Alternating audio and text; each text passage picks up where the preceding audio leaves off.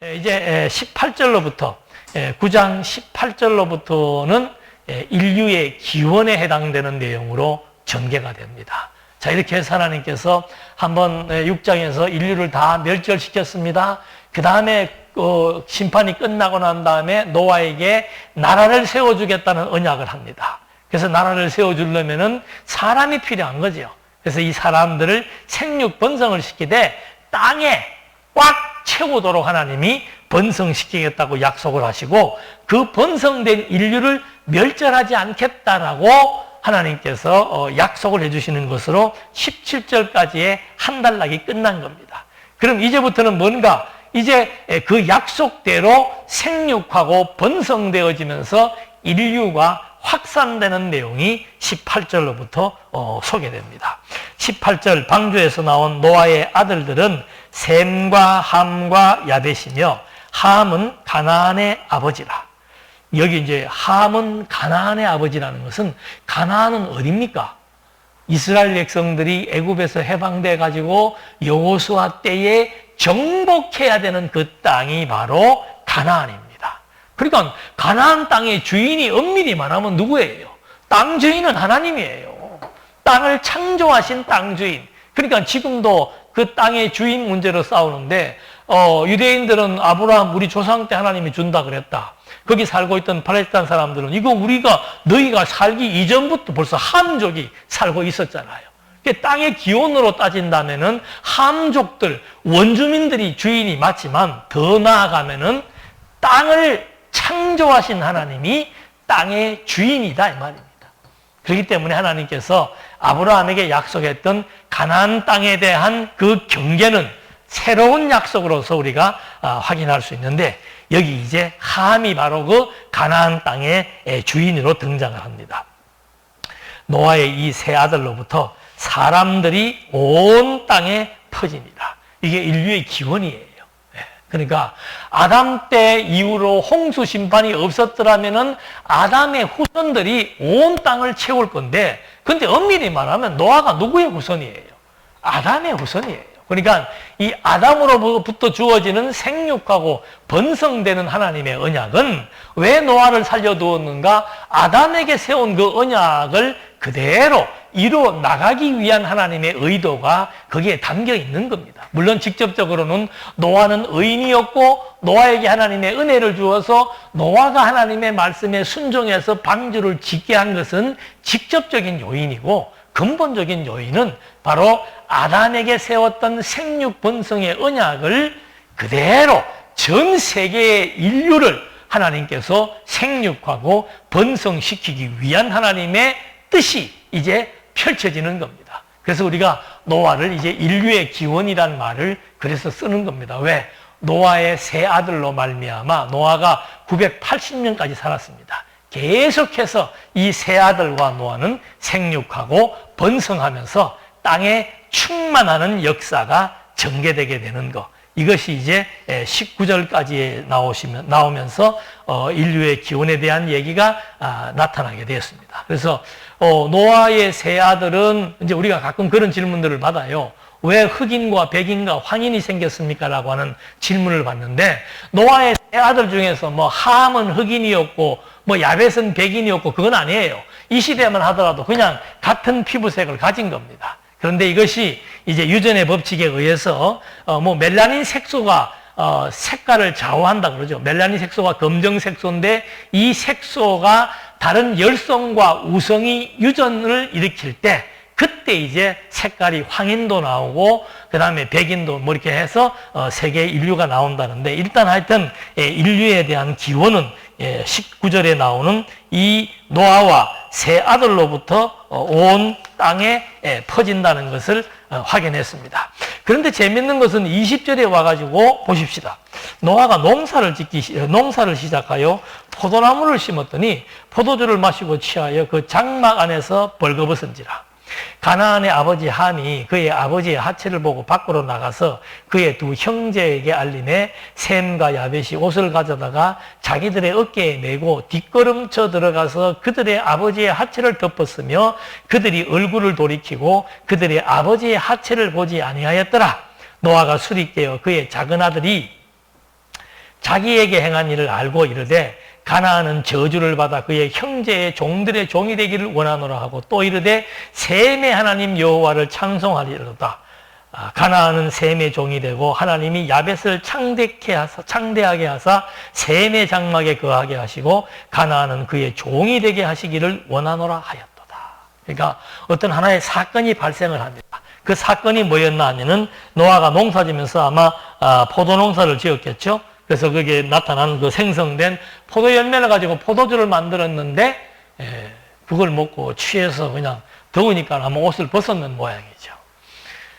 근데 우리가 상식적으로 볼 때 아버지가 뭐 벌거벗고 막 누워 있는 거 보고 뭐 좀 철없는 아들은 뭐 손가락질 할 수도 있는 거고 철이 든 두 형들은 그걸 막 몸을 보지 않고 가서 가려서 옷을 입혀 놓을 수도 있는 건데 이게 빈미가 돼 갖고 가나안의 함의 후손들, 가나안의 후손들은 영원한 저주를 받는다고 나중에 그 노아가 그런 그 저주를 하는 내용들이 나오게 됩니다. 이것도 어떻게 보면 하나의 미스테리예요. 뭐 그게 그렇게 대단한 일이었을까? 여러분 우리 선악과도 마찬가지입니다. 하나님께서 먹지 마라 해놓은 그 선악과를 따먹은 것 때문에 온 인류가 지금 다 죄와 사망의 저주를 받게 된 것. 노아의 아들 3명 중에서 함이 술 취해서 벌거벗은 사람이 잘못입니까? 술 취해서 벌거벗은 거 보고 웃은 사람이 잘못입니까? 그럼 하나님이 벌을 내리려면 누구에게도? 노아에게도 영원한 저주를 내리고 함에게도 영원한 저주를 내리면은 하나님의 심판이 공정성이 있어 보이는데 실제 당사자의 노아에게는 아무 얘기도 하지 않고 노아가 그냥 함을 저주하는 내용들. 여기에 제가 주목해야 될 게 2가지가 있습니다. 여기에 보면은 그 노아가 벌거벗은 내용이 나오죠. 근데 또 벌거벗은 중요한 사건이 어디에 있었습니까? 창세기 2장 끝부분에 하나님께서 아담과 하와를 만들어 놓았는데 이 사람이 벌거벗었으나 부끄러워하지 않았더라. 그 다음에 선악과를 먹고 난 다음에 벌거벗어서 부끄러워서 무화과 잎으로 몸을 가렸다는 얘기가 나타나고 있습니다. 근데 이 단어가 달라요. 창세기 2장의 끝부분에 나오는 아담과 하와가 벌거벗었으나 부끄러워하지 않았다는 그 벌거벗었다라고 하는 말은 원어가 아람이라고 하는 뜻으로서 교환하다, 관계하다는 뜻이고 지금 노아가 벌거벗었다라고 하는 말은 히브리 말로 갈라라 그래서 옷이 벗겨졌다 그런 말을 의미하는 겁니다. 그러니까 아담과 하와를 보고 옷이 벗겨졌다고 얘기하는 건 잘못된 거예요. 그 히브리 쓰는 용어, 원어가 뜻이 다르다는 겁니다. 근데 여기는 진짜 이제 노아가 술이 취해서 옷을 벗어버렸는데 그런 말미암아 조롱한 그것이 결국은 저주를 받게 되는 거죠. 근데 이 문제를 풀려면은 그 아브라함에게 하나님께서 아주 그 중요한 얘기를 해줍니다. 아브라함에게 나라 세워주겠다는 약속을 1절과 12장 1절과 2절에서 해주고 12장 3절에서는 무슨 얘기를 해주는가 하면 너는 무엇이 된다? 복의 근원이 된다. 네가 복의 근원이 되니까 너로 말미암아 복과 저주가 임하게 된다. 너를 저주하면은 그 사람이 저주를 받을 것이고 또 네가 저주하면은 그들이 저주를 받게 될 것이고 복을 빌면은 복을 받게 된다. 그래서 아브라함이 복의 뭐가 된 거예요? 쉽게 얘기하면 복과 저주를 근원으로서 다스리는 자가 된다 이 말입니다. 그러면 복과 저주의 근원이 아브라함뿐이냐 이 말이지. 하나님이 아브라함을 선택해서 아브라함에게 복을 주셨으므로 아브라함이 복의 근원이 된 것처럼 하나님이 이 홍수 심판 때 노아에게 은혜를 입혀서 노아에게 복을 주셨으니까 노아가 뭐의 근원이 되는 겁니까? 복의 근원이 되는 거예요. 복의 근원이 되는 노아를 비웃는다라고 하는 것은 노아가 판단해서 저주하면 저주를 내릴 수 있는 복의 근원이라는 사실을 명시해 주고 있는 거죠. 여러분, 아담을 유혹했던 사단이 결국은 하나님에게 뭘 받습니까? 저주를 받지 않습니까? 노아를 조롱했던 아들 함이 결국은 노아로부터 저주를 받게 됩니다. 아브라함의 혈통들을 저주하게 되면은 그 민족은 완전히 멸절되어 버립니다. 애굽이 지금도 길을 펴지 못하고 있습니다.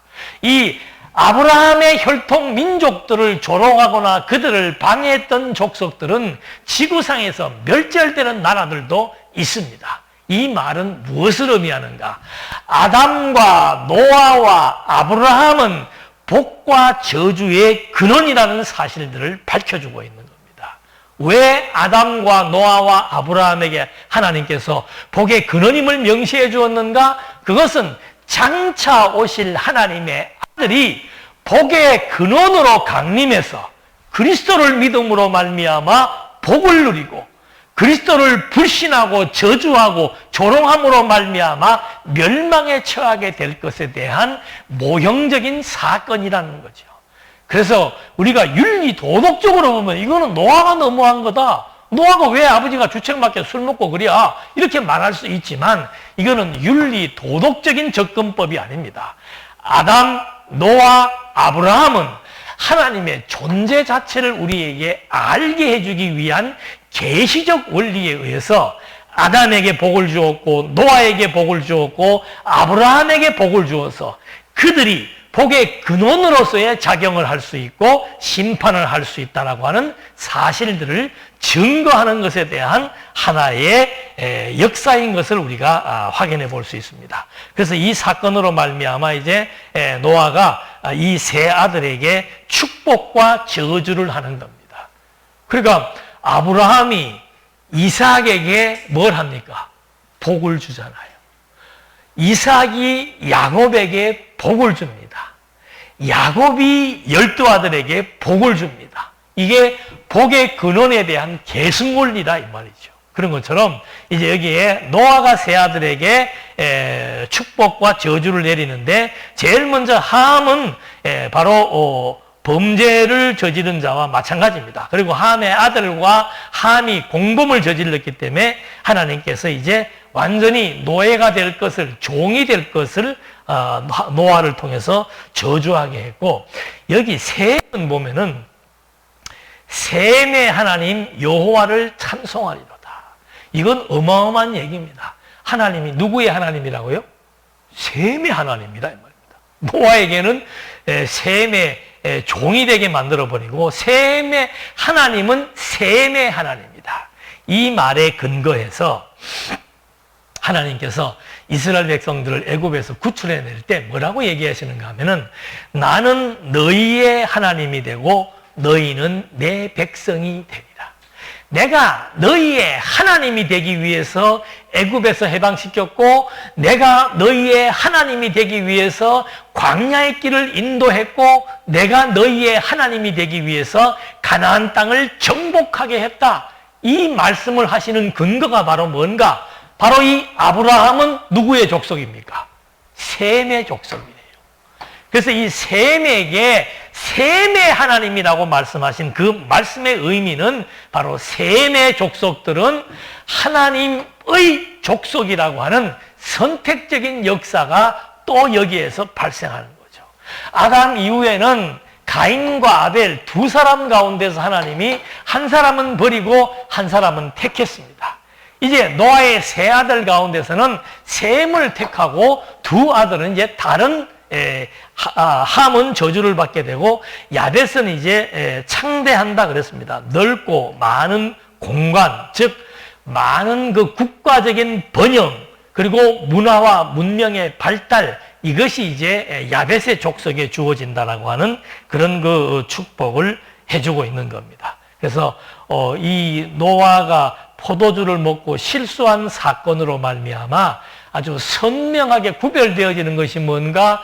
저주와 축복의 혈통이 나누어지게 됩니다. 그 중에서 셈은 바로 하나님의 족속으로 하나님이 선택해서 그 셈의 족 가운데서 누가 등장해요? 네, 나중에 아브라함이 등장하게 된다는 사실들을 확인하게 됩니다. 그 다음에 보니까 홍수 후에 노아가 350년을 살았고 그의 나이가 950세가 되어 죽었더라. 자, 노아가 몇 살에 죽어요? 950살에 죽었습니다. 950살까지 살았다라고 하는 것은 바로 하나님께서 생육하고 번성하라라고 말씀하신 축복에 대한 증거입니다. 그래서 노아의 장수는 복을 누림의 증거예요. 950년까지 살았는데, 이제 저는 뭐 이런 계산은 잘 안 해봤습니다. 자료에 보니까 노아가 950살까지 살 때에 발생되었던 사건, 또는 노아가 950년을 살았을 때에 그때 같이 존재했던 실존 인물들이 누군가 하면은 셈은 아들이니까 당연하고, 그 다음에 그 셈의 아들 누구예요? 데라. 셈, 데라, 그리고 아브라함, 이 3대가 노아 시대에 같이 생존하고 있었던 거죠. 그러니까 아브라함이 무엇을 압니까? 노아에 대한 사건들, 노아로부터 주어졌던 모든 전승된 역사의 내용들을 이미 다 알고 있다고 봐야 되죠. 그래서 이 동시대에 이렇게 지금 하나님이 다 살게 해서 또 노아가 바벨탑 사건과 인류의 분산을 또 다 목격하게 됩니다. 그러니까 이게 이미 노아가 자기가 아들들에게 축복해준 그 축복의 내용대로 함과 야벳과 셈이 인류의 기원이 돼서 이들로 말미암아 생육하고 번성될 것을 언약을 했는데, 그 언약이 실제로 이루어지는 역사를 노아는 부분적으로만 확인하게 되는 거죠. 그래서 노아 살아있을 때 바벨탑 사건이 벌어지고, 그 바벨탑 사건으로 말미암아 하나님이 언어를 혼잡케 해서 온 인류를 세계 끝까지 확장시켜 나가는 섭리의 역사를 확인하게 되는 겁니다. 자, 이제 우리는 노아를 통해서 주어진 하나님의 역사, 심판, 그리고 노아로 말미암아 다시 복의 근원이 되게 하는 섭리의 역사를 확인해 보면서, 이걸 도대체 하나님 우리에게 무엇 때문에 보여주는가? 인류의 기원을 알게 하기 위해서인가? 아니에요. 근본적인 것은 인류가 지금 이렇게 전 세계에 존재하고 있는 이유, 땅으로 말미암아 모든 생명체들을 생존할 수 있도록 섭리하시는 이유, 그 이유는 바로 뭔가? 하나님이 아담과 노아에게 세웠던 나라 언약에 대한 약속들이 지금도 진행됨으로써, 그때 그 바울이 그런 얘기를 합니다. 아레오바고에서 바울이 설교를 하면서 하나님은 인류의 모든 족속을 한 혈통으로 만들었다. 그리고 온 땅에 살게 하시고 그들의 연대를 정하시며 거주의 경계를 정하셨다. 기가 막힌 얘기를 하는 거죠. 예. 지금 이거 보면은 하나님이 온 인류를 하나의 혈통으로 지으셨고, 그들을 온 세계의 땅에 흩어져 살게 했고, 그 나라의 역사, 생명의 연대들을 다 하나님이 정해놓았고, 그 다음에 어느 지역에 거주할 것인지까지를 하나님이 다 정해놓은 대로 역사가 이루어진 사실을 밝히면서 하나님은 살아계십니다를 외쳤던 바울의 증언과 같이, 오늘 이 세계가 이렇게 5대양 6대주로 나누어져 있는 이 근거가, 대한민국과 중국과 일본의 경계가 있는 근거가 어디에 있는가? 이것은 바로 하나님이 노아에게 약속한 그 약속의 기초에서 온 인류가 땅에 완전히 충만해질 수 있고 땅에 꽉 차지도록 하나님이 약속하겠다는 그 약속대로 인류가 생육하고 번성해서, 즉 출산하고 증가해서 이 지구를 메우게 되었고, 그 메워진 지구의 나라의 경계가 분명하게 설정되어 있다는 사실들을 이제 우리는 오래전 고대 시대에 노아에게 하나님이 약속했던 약속의 내용들을 통해서 확인해 본 겁니다. 기도하시겠습니다. 은혜와 사랑이 충만하신 하나님 아버지, 우리는 다시 한번 고대의 역사, 고대의 인물의 표상이었던 노아의 사건을 통해서 다시 한번 하나님이 땅을, 생명체들을 생존하게 하시고, 그 땅을 통해서 하나님은 심판과 축복과 저주를 내리시며, 그 땅을 통해서 모든 생명체들이 생존하고 생육 번성할 수 있도록 섭리해 나가심을 다시 한번 확인해 보았습니다.